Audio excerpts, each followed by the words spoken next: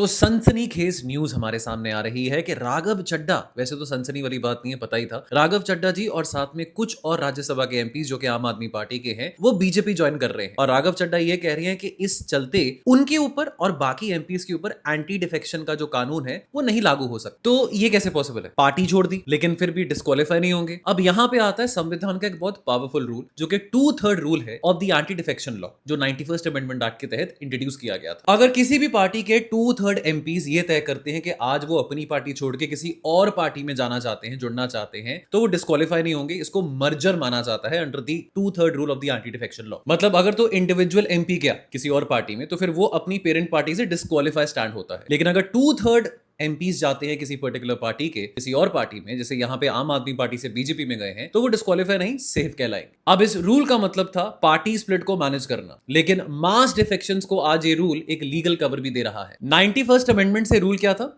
कि अगर 1/3 members of the parliament of a particular party अगर वो डिफेक्ट करके किसी और पार्टी में जाते हैं तो भी वो डिस्क्वालीफाई नहीं होते थे। लेकिन 2003 में जो 91st अमेंडमेंट एक्ट आया उसके तहत ये 1/3 से 2/3 रेज कर दिया गया। अब इस पूरे इंसिडेंट में आपको याद रहे कि आम आदमी पार्टी के 10 एमपीज हैं राज्यसभा और लोकसभा में मिला के, जिसमें से 7 एमपीज जो है राज्यसभा के हैं। और राघव चड्ढा जी ये क्लेम कर रहे हैं कि ये 7 के 7 राज्यसभा एमपीज अग्री कर रहे हैं बीजेपी में मर्ज करने के लिए। तो याद रखो, एंटी डिफेक्शन लॉ में आइडियोलॉजी नहीं, नंबर्स मैटर करते हैं। यूपीएससी पर्सपेक्टिव से बहुत इंपॉर्टेंट न्यूज है ये, आपको ये 2/3 रूल याद रहे। ऐसे और अपडेट्स के लिए बने रहे स्लीपी क्लासेस के साथ।